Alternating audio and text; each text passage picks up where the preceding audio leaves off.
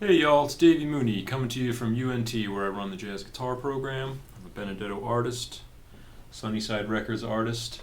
We have a release date for the new Sunnyside CD, June 9th, 2023, y'all. Way back on Sunnyside Records. And I've got my Mel Bay books, Personalizing Jazz Vocabulary, and Into the Labyrinth, an Anatomy of Position Playing for Jazz Guitar. It's mid-November. I don't know when you'll see this video, but 2022, cruising towards the Thanksgiving break here at UNT. The semester is at that point where we're all getting the beat down, so to speak, but we're powering through. Everybody's a little sick or recovering or getting sick, etc. Anyway, I don't want to talk about that today. What I want to talk about is chord melody, solo guitar arranging, and specifically as it applies to the tune Prelude to a Kiss, a beautiful Duke Ellington song. And I'm going to play a chord melody and go through the the techniques that I like to use in this one, and really in all the chord melodies I do at this point. I've been doing them for so long that I've come up with a handful of tricks, if you will, that get me through your standard sort of ballads. And I kind of have two styles for solo guitar playing. When I go on a solo gig and I've got to play for 3 hours, I don't have 3 hours of worked out intricate arrangements. I sort of have a style where I play the head. I have like a head semi worked out, how to play the head with the melody and the chords in tempo perhaps, and then I solo for a while. Try to fill up the time till the next break. But then if I'm doing a chord melody for a more formal situation, like in the school setting, it would be like for a jury or a midterm, or in the professional world, like for a concert or a recording in particular.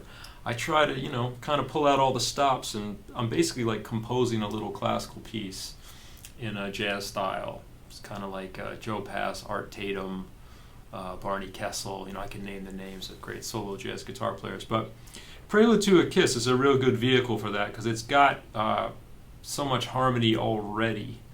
It's almost like tailor-made for the chord melody game. But I was going back, when I do these videos, I like to sort of question my assumptions about what the chords are to these songs, because there's so many versions. So I went back to the Ellington. The earliest one I could find is 1938, and I think that's when the song was first written or recorded. There's an instrumental version, Ellington and the orchestra, and they're in A flat of all keys, because generally, I learned this song in C. Tony Bennett is in C. There's a great recording from the 90s from Seamus Blake on the record The Call with Rosenwinkel with the chorus. It's great. It's like heavy chorus, 1990s. I still remember, y'all. People want to forget and pretend that didn't happen. But the chorus, Duff McKagan, Kurt Cobain, Kurt Rosenwinkel, etc. Sorry, I lost my train of thought. Yeah, The Call is a great record, and that's in C as well. But this original Ellington one, so they're in A flat, and it's interesting because they start on a. Well, let me say the sort of standard chords in C would be like D13, G7, C7, F major, B13, E9, A7, D minor, then maybe D minor, G7 to A minor, D7, D minor, G7, C. That's the A section. It happens twice, and then the B, you go to the key of E. So B7, and you have E, C sharp minor. It's a really cool melody. It's like 1, 6, 2, 5, and E with that really like angular Ellingtonian melody. And then some versions will go to like the 3 there, some will go back to the 1. Some will go 6 again, some will go flat 3 diminished, like Tony Bennett goes flat 3 diminished, 2, 5, E again, 6, beautiful melody. Sort of the 2 is usually like a minor 7 flat 5 because the melody goes to the flat 9 on the B7 on the 5 chord, although Ella Fitzgerald sings in her key, she's in key of B flat, right? I'm gonna confuse her. No, she's in F because the bridge goes to A, and she sings simple melody. She doesn't sing the flat 9. She sings a natural 9 on the 5 chord. I was like, what? What's going on? I thought the whole point of the song was that flat 9 melody, but she'll go like.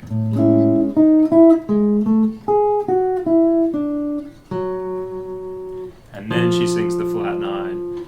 Though it's just a simple melody with. So, you think the melodies are sacred, and then you hear some, like, giant of music like Ella sing a different note. But, sorry, where was I? I was in the key of C. So the way they get back to the A section, they go like E7 or E sus. Some people play E minor. Tony Bennett's record, they play E minor to A7. And then like D minor, E flat minor, E minor, E flat 7, and that gets you back to the D. Well, there's a lot of variations on that ending to get back to the A section. That's the place where I think a lot of people want to put their 2 cents in harmonically and come up with a twist on it. So I'm not going to go through all the different variations because we'd be here all day, and I got to teach. But that's how you get back to the last A section, and then the same thing as the first A.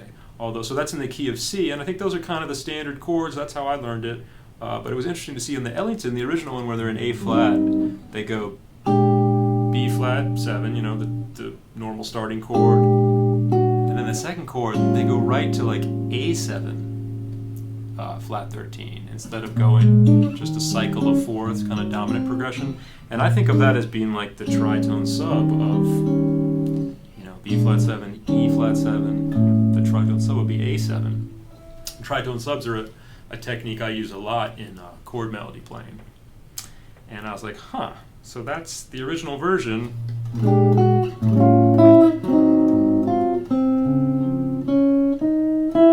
And the same thing, they go G7, G flat 7, F7, B flat minor. And I was like, man, they were doing tritone subs, 1938,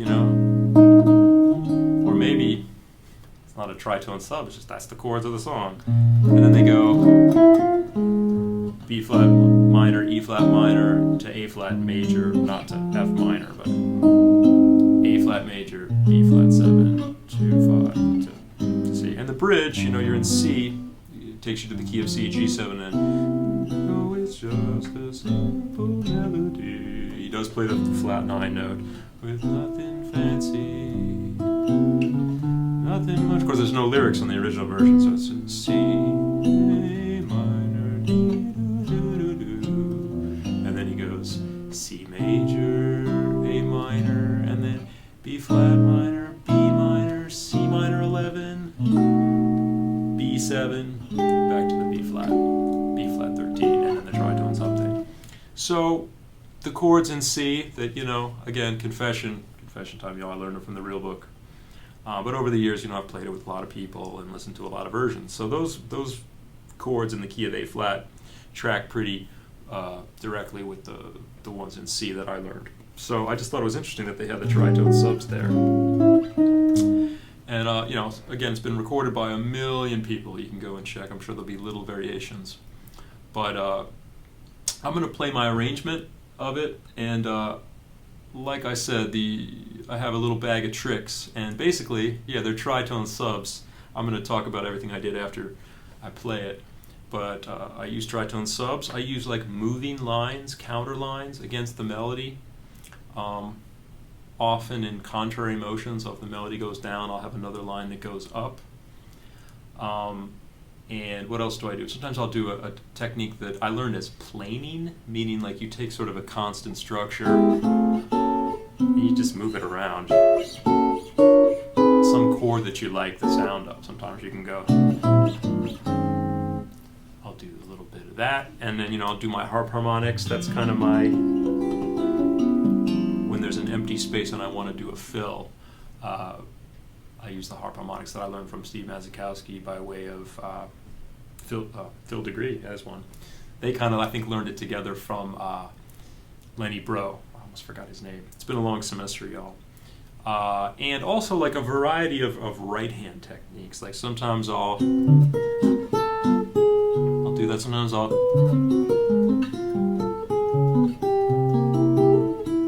that. Sometimes I'll play I'll strum the chords. I mean, there's a lot of things I can do with the right hand to give different textures.